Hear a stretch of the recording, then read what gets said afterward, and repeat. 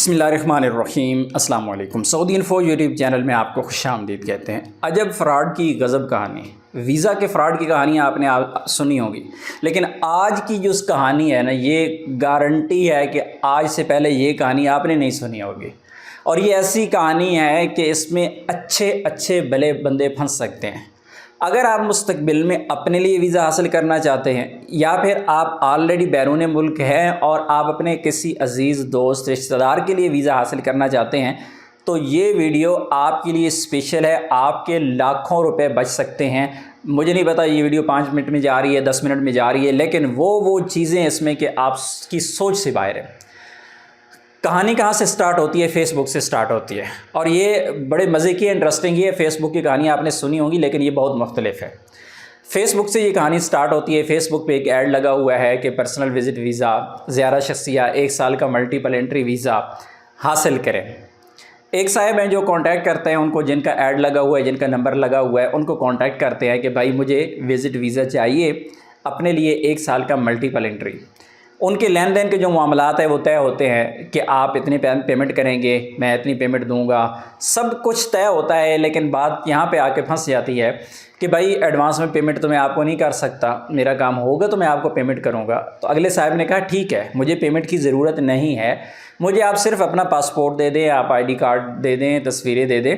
आपका वीज़ा जब स्टैंप हो जाएगा, ऑनलाइन शो हो जाएगा, तो उसके बाद आप पेमेंट कर दीजिएगा, मैं आपका पासपोर्ट आपको दे दूंगा। तो बात यहाँ पे मुकम्मल हो जाती है। जो वीज़ा लेने वाला बंदा है वो बैठा हुआ है रहीम यार ख़ान में, और जो वीज़ा देने वाला बंदा है वो बैठा हुआ है लाहौर में। ये रहीम यार ख़ान से वो डॉक्यूमेंट कोरियर होते हैं, लाहौर पहुँचते हैं उस बंदे के पास। बंदा अपने जो डॉक्यूमेंट है वो रिसीव करता है, पासपोर्ट रिसीव करता है, बैक कॉल करता है कि भाई आपका जो पासपोर्ट है मेरे पास पहुंच गया है और इसका वीज़ा लगवाने के लिए मैं आगे फॉरवर्ड कर रहा हूं। जब वही पासपोर्ट आगे फॉरवर्ड हो जाता है एम्बेसी में, ई नंबर आ जाता है, बंदा ई नंबर सेंड करता है कि भाई ये देखें आपका ई नंबर आ चुका है, आपने फ़लाँ डेट को, फ़लाँ टाइम पे, फ़लाँ तारीख़ को, फ़लाँ दिन को आपने आके एतमाद ऑफिस में, ताशीर ऑफिस में आपने आके फ़िंगरप्रिंट करवाना है। तय हो गया, बंदा पहुंच जाता है लाहौर में, अपने फ़िंगरप्रिंट करवाता है, फ़िंगरप्रिंट हो गए। पेमेंट नहीं दी, 1 रुपया तक नहीं दिया, कुछ भी नहीं दिया, पेमेंट कुछ भी नहीं हो रही अभी तक, सिर्फ प्रोसेस चल रहा है।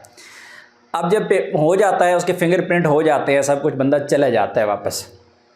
3 दिन बाद, 4 दिन बाद फिर कॉल जाती है कि भाई आपका ये ले, आपकी वीज़ा की कॉपी मैंने आपको सेंड कर दी हुई है, आपका वीज़ा जो है वो स्टैंप हो चुका है और आप पेमेंट कर दें मुझे।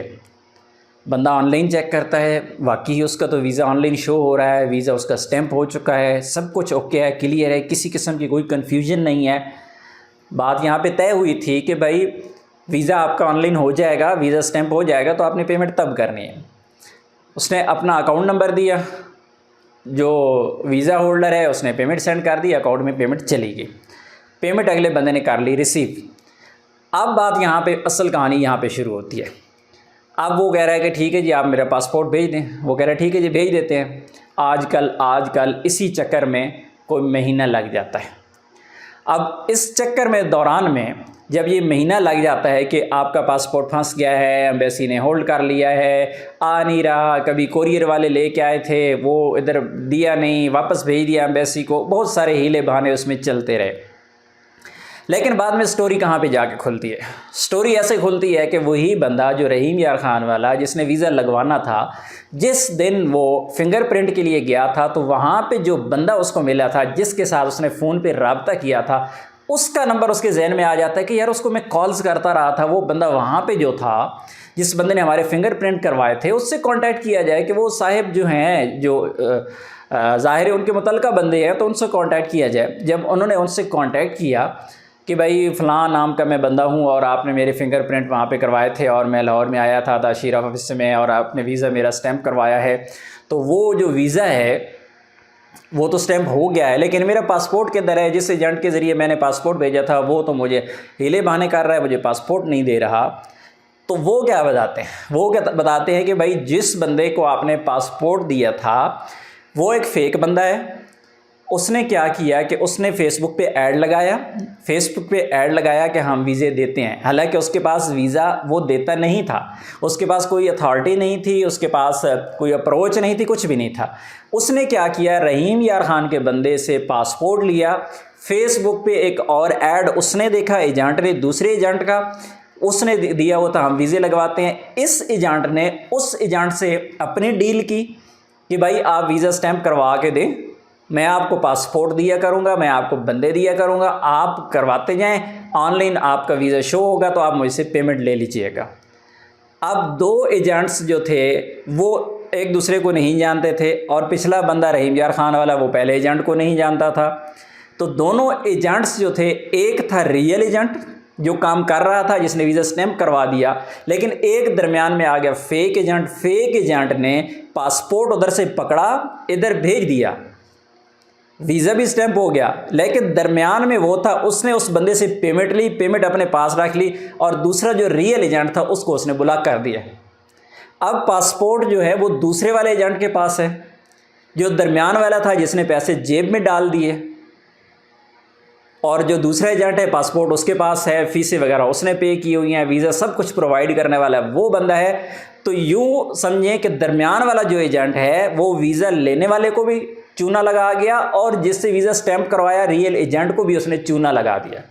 तो आपने बहुत मोहतात रहना है कि फेसबुक पे या किसी भी ऐसे प्लेटफॉर्म पे जब भी आप किसी को केस दे रहे हैं तो आप ये चेक कर लीजिएगा कि ऐसा ना हो कि कोई बंदा आपके साथ इस तरह का खेल खेल जाए। उसने सिर्फ पैसे लेने के लिए दोनों बंदों को धोखा दे दिया। अभी तो ये अच्छा हो गया कि इसका आपस में राब्ता हो गया, लेकिन अब रियल एजेंट जो है ज़ाहिर है वो तकरीबन 80-85 हज़ार फ़ीस जो है वो जेब में से पे कर चुका है, उसकी जो फ़ीस होती है वो भी पे हो चुकी है। इसी तरह जो वीज़ा है वो भी वो पे कर चुका है। तो अब वो बंदे से कहता है कि भाई मेरी इतनी पेमेंट लगी हुई है, आप मुझे पेमेंट दे दें, अपना पासपोर्ट ले लें। तो वो बंदा कहता है भाई मैंने तो पेमेंट दे दी हुई है, बस यहाँ पे आके मामला फंस गया है। तो आपसे भी यही रिक्वेस्ट है कि जब भी स्पेशली आप किसी अननोन पर्सन से कोई भी काम करवा रहे होते हैं तो आप इस तरह का रिस्क ना लिया करें। अब उस बंदे बेचारे ने रिस्क नहीं लिया, उसने सिर्फ पासपोर्ट ही दिया कि मैंने पासपोर्ट दिया है, मैंने पेमेंट तो नहीं दी। उसका वीज़ा भी ऑनलाइन शो हो गया, पेमेंट उसने तब दी है, लेकिन दरमियान वाला बंदा जो है वो दोनों बंदों के साथ फ्रॉड कर गया।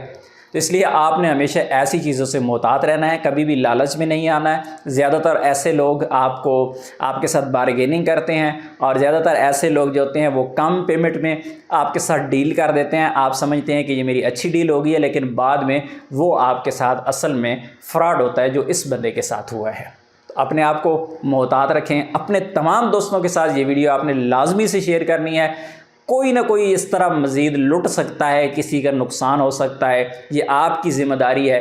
कल को अगर आपका कोई दोस्त लूटा जाता है या उसके साथ ऐसा फ्रॉड होता है तो मैं कहता हूँ उसके ज़िम्मेदार आप हैं। अपनी दुआ में याद रखिएगा। अस्सलाम वालेकुम।